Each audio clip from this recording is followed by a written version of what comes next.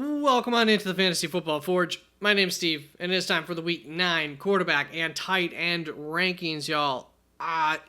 In general, I do have some things to say. There's been quite a few interesting developments for quarterbacks this week, which I think gives us a few options and maybe a few guys who we might be a little less confident on. And it's an interesting quarterback week, but I'm also in most cases pretty close to the expert consensus on a lot of these guys, just maybe a little bit of shuffling here or there. Same with the tight ends. So let's just cover this first tier of quarterbacks, then I'll let you know about my loves fades, how we did with them last week. My first tier here starts off with Lamar Jackson, Jalen Hurts, Jaden Daniels, and then Josh Allen is my QB4. Obviously, if you've got any of these guys, they're must starts, and if you have two of them, well, I guess this is the order this week based on the matchups and everything that I would play them in.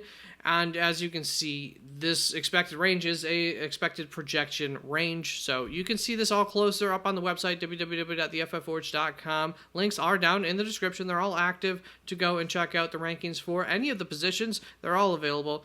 And that is it for that. Now, for my loves and my fades, I'll have them highlighted in green and red. Loves green, fades red.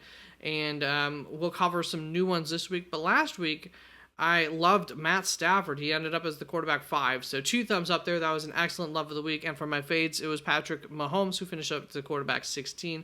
It's roughly right where I had him ranked. So that worked out very nicely as well. And let's see if we can't continue that quarterback success with the love and fades going into next week. A bit of a spoiler there if you caught it. But for this next tier of quarterbacks, we have Joe Burrow as my quarterback 5 on the week. Going up against Las Vegas, it feels good. Kyler Murray going up against Chicago. Sam Darnold going up against Indianapolis. Jordan Love. And then Matt Stafford, the first guy who I've highlighted. I'm just going to talk about him. He's not a love. He's not a fade. But I think that we can understand when we look at my projections there, why we can probably ignore that given some recent additions back to this offense. I might have to manually manipulate these projections going forward for Matt Stafford since there is such a stark difference in the talent that he had available to him. That's going to bring us on to this next tier of quarterbacks. And as you can see now on the screen, this is a big tier of quarterbacks. It goes all the way from my quarterback 10 to my quarterback 19. A good point to remind you that as long as you're within the same tier, you pretty much have my blessing to start any of these guys over somebody else that I have ranked higher than them. It's close. It's a close call. Whatever you feel comfortable with, just go with it. Whatever your gut's saying, go with it. If you hear a good argument for someone over somebody else within the same tier, go with it. If you agree with that argument, there's nothing wrong with it. This is not an exact science. Now, try to make it as much of a science as we can, but it just doesn't work out like that. My kicking off this tier here, this large tier, Bo Nix at the top of it. He is a love of the week, my love of the week at quarterback position. There are a couple more contenders for that, so we'll cover them as well. But let's just cover this tier first. My quarterback 11 after Bo Nix is Jared Goff, followed by Patrick Mahomes, Geno Smith. So Patrick back up a little bit higher this week. Kirk Cousins, Caleb Williams, Derek Carr, Joe Flacco, Jameis Winston, and Dak Prescott wraps up this tier. So starting off with my love of the week in Bo Nix, and I mean this definitely feels like a trap this week. Bo Nix coming off of several really good weeks. You can see the projections. Absolutely love him in part because of this matchup against Baltimore. It's a really, really good matchup. We know historically, it doesn't feel right? This feels wrong to be playing Bo Nix over any of these guys, and I understand if you can't get yourself to do it. So what I am here to say is, despite the fact that I'm going to be ranking Bo Nix very highly here, and I love him this week, I'm not going out of my way to pick up Bo Nix, drop somebody, possibly drop any of these guys, start him over any of these guys. If I have one of these guys in this tier already, and I have confidence in them, I'll just play them instead of going out and getting Bo Nix. It's not that big of a deal, and, it feels like Bo Nix could revert to being mediocre at any point. That being said, in terms of the projections, he was the 6th best quarterback for my projections, and he is now the quarterback 11 on the season in terms of his weekly consistency, so via my EV rankings. So that is very impressive. He's having a really good year, even in terms of fantasy. That's going to bring us on to Kirk Cousins, who I just had a few comments about earlier on in this week. So far, I should say, in this week, he has been ranked incredibly highly by the experts on average. But I myself am a little bit hesitant to get too high on him, as I'm not sure about the ceiling this week going up against the Dallas Cowboys. I think that Atlanta will want to and will be successful with establishing the ground game. Now, that being said, could Dallas counter that a little bit and at least just keep this an active game the entire way by being able to drive against Atlanta's defense? That's very possible. Could be a back and forth game, which could end up building to that ceiling. Of course. Then Caleb Williams, another guy. Look, it's a great matchup going up against Arizona, but I simply don't feel comfortable trusting Caleb Williams too much. I finally gave him some trust with the rankings last week, and then he let me down. So I'd rather not, if I can, right now with him. Last week was incredibly disappointing, something I was afraid of happening in terms of his development and all that. So we'll see how he rebounds this week after a bad week. Hopefully, I'm totally wrong on him in terms, just for his career and everything.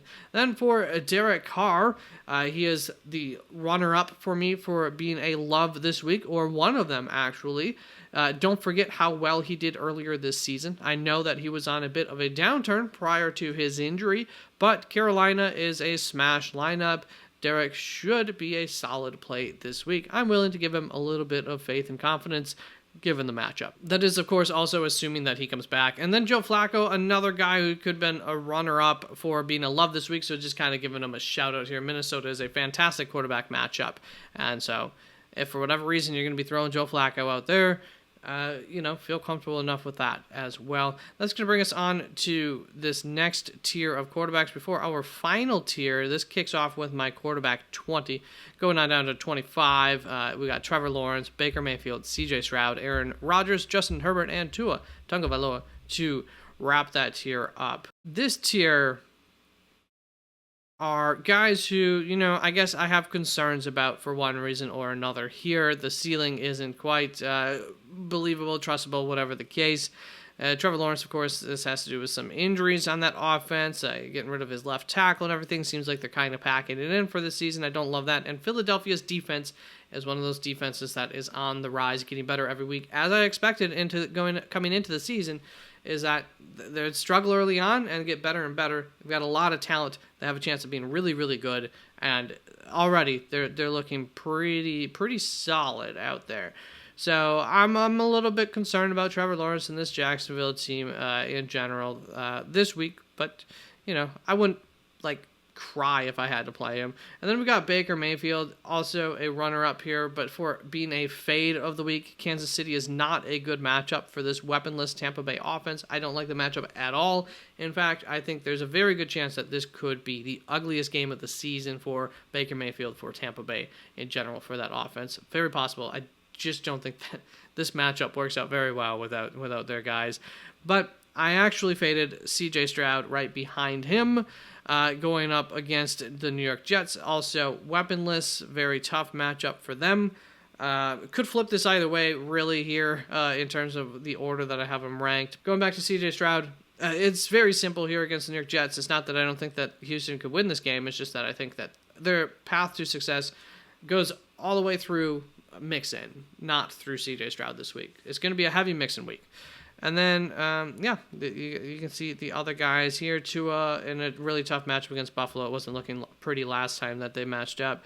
And then for my final tier of quarterbacks this week, we've got Mason Rudolph, Daniel Jones, Gardner Minshew, Andy Dalton, and Jacoby Brissett to wrap that up at my quarterback 30. So I think it's understandable why these guys are down here. Let's move on to the tight end rankings. Here you can see my first tier of tight end rankings. I do want to point out, as I did not in the other video, that you can see these rankings a little bit more simplified of a version of them up on the website if you just click on this little tab at the bottom when you're there. Of course, just like the quarterback rankings, these rankings are available up on the website for your viewing.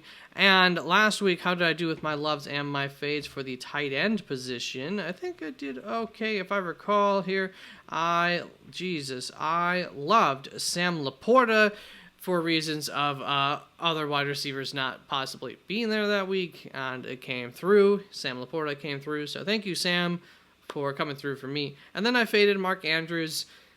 I don't have a problem with the process, but he did end up getting another touchdown. So much like Sam, he came through for you, did not come through for me since I had faded him. And I'm equally, still concerned about him this week, but hey, every week he gets a touchdown. It's another week that he gets a touchdown. What can you do about it? That's a good thing, not a bad thing. So let's get on to the tight end ranking, starting off with my first tier. We've got Brock Bowers and Trey McBride. I don't think there's too much argument with this. These guys are the epitome of the best tight ends this season so far, and look good going forward, most likely too. There is one contender going forward that could very much mess with them. That is my number 3 tight end there in Travis Kelce. So this second tier of tight ends goes from my tight end 3 all the way down to my tight end 10. A bigger tier, once again, Travis Kelce very much on the borderline of these tiers, but while Juju Smith-Schuster is not playing, which I don't expect him to be available this week, Travis Kelce is the target guy, and I expect that to continue. And once again, a matchup that I kind of like for Kansas City in a lot of ways against Tampa Bay, and another way definitely could be Travis Kelce. Then we've got David Njoku as my tight end 4, followed by Kyle Pitts, Cade Otton. With all the weapons out, that is one of the guys who gets those receptions. Evan Ingram, Jake Ferguson, Sam Laporta, Tucker Kraft. Evan Ingram, we're also feeling better about without Christian Kirk around anymore. He should be much more consistent game in and game out without that obstacle in the way. And other than that, I don't think there's a whole lot to explain here. I think this all makes sense. You can see I'm pretty much in line with how the projections are working as well here. Not too much of a surprise. Do want to point out Tucker Kraft, actually my fade of the week. And I didn't really have a fade this week, and I'm very much, even more so than the quarterbacks, in line with the consensus rankings up to this point in the week with my rankings. It's not... There's not a whole lot of question marks in terms of like where these guys should be ranked outside of, which one goes above another, 1 or 2 spots away from each other. But that's about it. Otherwise, every third, fourth tight end here, it's pretty much locked in stone by that point of, where they should be ranked. They shouldn't be ranked any lower, or they shouldn't be ranked any higher than that. But Tucker Kraft is the one guy out of the top 16, actually, who I have the most concern about living up to their... I shouldn't say out of the... I got that number for a different reason here. But he is the one that I'm the most concerned about living up to his ranking for. And the reason is that he receives the least targets per game out of my top 16 tight ends. So, that's where everything starts. If you're not targeted, you can't get fantasy points unless you're running back, of course.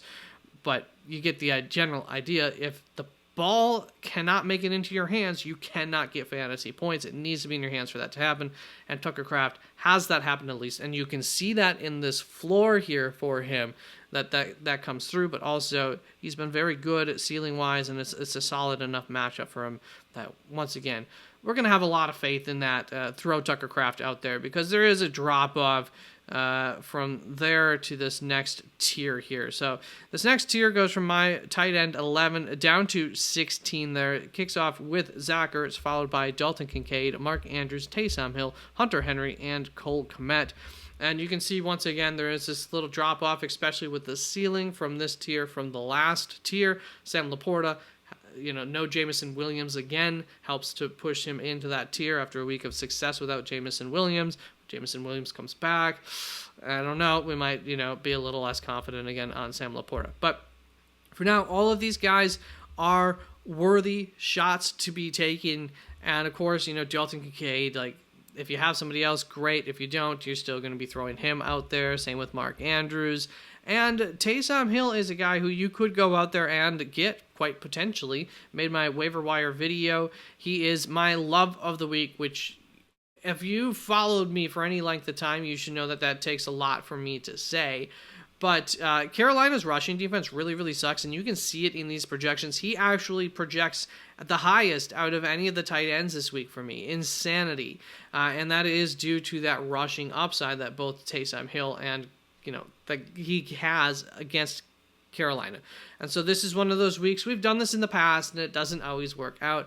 But this is one of those weeks where if they want to take advantage and use Taysom Hill, and I don't know that he's 100% sure guaranteed to be playing this week, but I think he's likely to play this week. He's somebody you could throw out there. You see the floor. He's the epitome of boomer bust at the tight end position, and that's why I typically don't like him. But up against Carolina this week, it would be a little bit surprising if they don't take advantage of him when they get into the red zone, especially. Hunter Henry, Cole Kmet, they've been fine on the season. That's going to bring us to this next tier of tight ends. My tight end 17 down to my tight end 21 goes as TJ Hawkinson, Noah Fant, Jonnu Smith, Tyler Conklin, Dalton Schultz. Maybe we should push Dalton Schultz up here. Yeah, I think we might even just want to go like over TJ Hawkinson there, maybe. Just since TJ Hawkinson would be his first week returning, although I kind of like that matchup a little bit for him.